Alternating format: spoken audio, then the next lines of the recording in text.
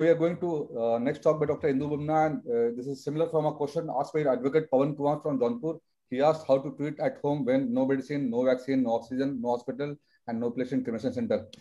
So, I invite Dr. Indu. Guidelines, and there is nothing available, how to treat at home for doctors and patients both.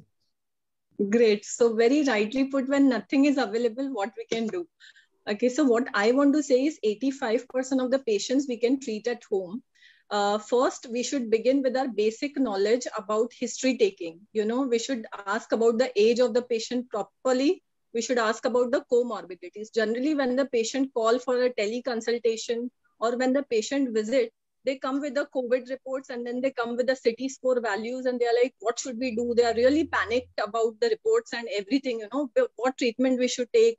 We have already started vitamin C, zinc, and vitamin D. So what to do now? Should we get admitted? They are very prompt in asking certain things. We should make them stop and ask about the history taking. Okay, we should be very careful about that because first and the foremost thing, you should ask when was the first symptom of the patient. So if the patient is saying they had a body pain, or they had a fever, you should always ask what was the first date of the symptom. That is most important to decide about the treatment. Like if it is favipiravir, it only works, it works like the studies are saying when you are giving it in the first 3 days in the viral replication phase, So the history taking is most important. The certain symptoms which you can be very, you should ask the patient. The patient will interrupt you on the phone call. They will say that, we had fever for 1 day, then we took a paracetamol, the fever went away. Then again for 2 days, the fever didn't come. So fever aa raha hai, ja raha hai, aur fir se aa raha hai. So you cut them, you can ask them, okay, for how many days you got the fever, So few basic symptoms you have to ask: fever, cough, breathlessness, abdominal symptoms like loose motion, vomiting. You can ask for, there is a dry cough. जैसे एक patient ने बोला था उनके मुंह में पंखा लगा हुआ है, ऐसे बोला था, so there is a dry cough, there is a dry mouth. Okay, there could be a rash on the body, it could be a red eye, it could be a severe body pain, or it could be weakness, severe weakness, So these are the complaints what we are seeing in the second wave of the COVID. So always ask the patient the first day of the symptom and note down the date of that. Even if you don't have the COVID reports, you can 100% tell whether the patient has a COVID or doesn't have COVID. So that is about the symptoms of the patient. Then you can ask about the comorbidities, whether the patient is hypertensive, is diabetic, whether do they have any, any other heart problems or thyroid or lung issues. Okay, that depends whether to hospitalize the patient. So age, if it is more than 60, the patient with comorbidities, with low oxygen, the patient needs hospitalization. So every point is very important. Then you can ask about the travel history to the patient. Okay, अभी 2 साल 1 साल हो गए हैं, bore हो गए हैं, so घूमने चले गए, travel कर लिया, and then incidentally they turned out to be COVID. So that is again about the travel history. Second, you have to ask about the COVID contact history also. घर में या friends या office किसी को भी COVID हुआ है, that also denotes, along with some जो patient को severe body pain है, so that shows that the patient could be COVID positive. So he goes into the category of COVID suspect. So, depending on the symptoms, first thing, even if the saturation are normal, I personally, without the RT-PCR, I start favipiravir. All right, because when you give it in the first 3 days of the symptoms, first 3 days of the illness, it really works. I believe that. All right, then comes the investigation. Again, the RT-PCR, when you do on the first day, the report can come negative. If the technique is not correct, the report can come negative. If the viral load is less, the report can be negative. So it should be repeated on the 5th day of the symptom. If it comes negative, then repeat again. And you have to tell the patient that the reports can come negative. We need to repeat that. Again, why the PCR is important? We can treat without the PCR also, but why it is important? Because you will, from the war room, you will not get a bed until, at least in Maharashtra, you will not get the bed until and unless you have a COVID report. So a PCR definitely is important. Then you can ask the patient, about, you can write the biomarkers. What I write generally, I don't write the battery of tests. Nobody likes it, so you just write the basic CBC, CRP, D-dimer. All right, you can ask for OTPT and creatinine. That's all, nothing else.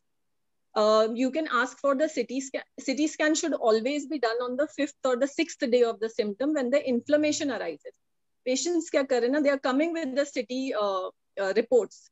They are coming with the CT scores. They don't even show us the film. There is no video. We don't know what's going on. Is it the early inflammation? Is it the early fibrosis? We actually have to look in the CT scan. What is it? Is it the ground glass opacity?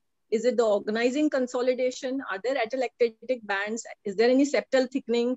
What fibrotic element has set in? Everything we need to kind of see into the CT reports and not just the CT scorings. Then comes, you can ask the patients to take the pulse, temperature, BP, and SpO2 two times a day. Am I audible? Yeah. Okay. All right. So even a resting tachycardia also shows that the patient is not doing well. Okay, just a basic thing as pulse also shows us a lot of things. Then we have the SpO2.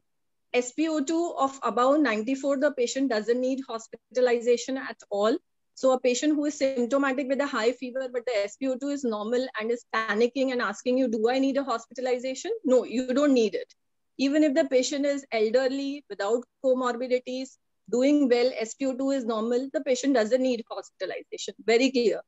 So you should ask the patient to check the SpO2 at rest and also ask the patient to check the SpO2 after 6-minute walk distance. So you tell the patient to put the pulse oximeter in the finger and walk for 6 minutes and check the saturations after 6 minutes. Now, if the patient is elderly, above 60 years, you can make them walk for 3 minutes also and tell them to kind of note down their saturations at the end of 3 minutes. Now, if the saturations drop below 94%, that means that the patient has got exertional dyspnea. Now, this shows that the patient has got pulmonary involvement. So even without the CT scan, you can find out that the patient has got a pneumonia in the lungs. All right. So your treatment also differs from that angle. If there is an exertional dyspnea, you know that the patient is progressing. You know that the inflammation is setting in. You know that the steroids will be required at this stage without doing the biomarkers, I'm saying. Your clinical history is very, very important, and it goes to our school level when we were learning everything. And just with the history taking, you all can do so much, So even without the CT scan, you can do so much. So that's about SpO2. Then you have the BP monitoring, systolic BP. If it is less than 100, that means that the patient is not doing so well. So you have to also take care of that. Now, if the patient is diabetic and you are putting the patient on steroids, you also have to tell the patient that take a diabetologist's opinion, because your sugars are going to go up when the patient is on anti-inflammatory. So every point is very, very important because if the sugars go up, any bacterial infection can set in, any fungal infection can set in. So you need to also add along an antibiotic cover should be given to kind of avoid the bacterial infection. So that's about the symptoms and the history taking.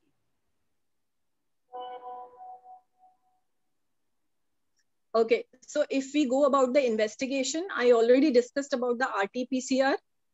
If I talk about the biomarkers, then I would say just a CBC, CRP, D-dimer. Don't ask for a battery of tests like an LDH or a ferritin or an IL-6. IL-6, as Dr. Afreen said, it's going to show a huge variation, all right, because it depends on the transport. It depends on how quickly it is, processed. It should not be done unnecessarily. And I don't do it at all, the IL-6 levels. Besides that, what you can ask the patient is OTPT and creatinine levels. That's all.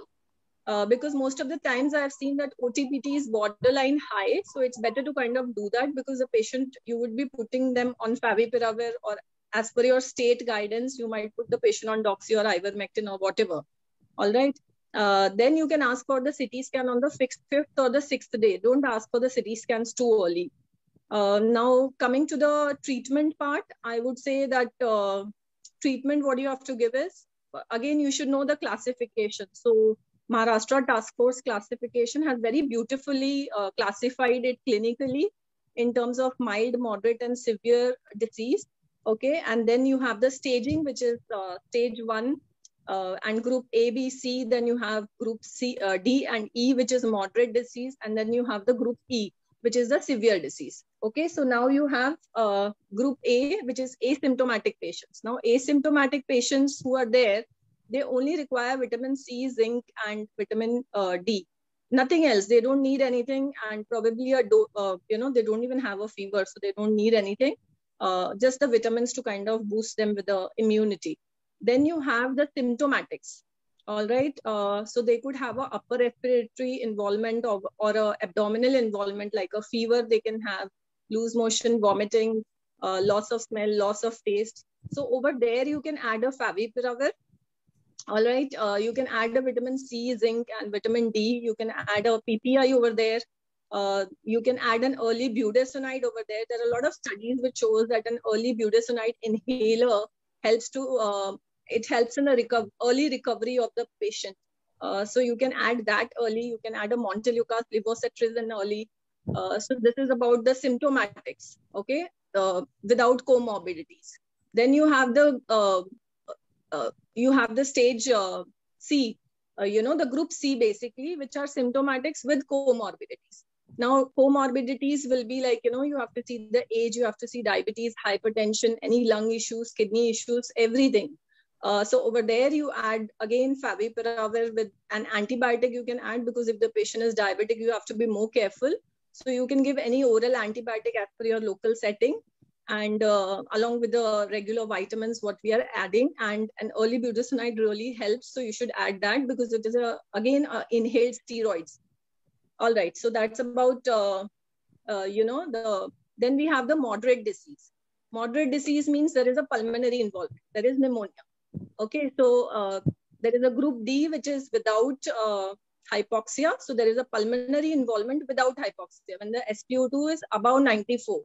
So if it is above 94, you again don't need a steroid involvement. So you have to check for the CRP and the D dimers. Now, moderate disease, there is a gray area, when the CRP, D dimers are normal, patient saturations are around 94, 95, slightly dropping, but not really as per the protocol below 93. So you don't need steroids when they are borderline.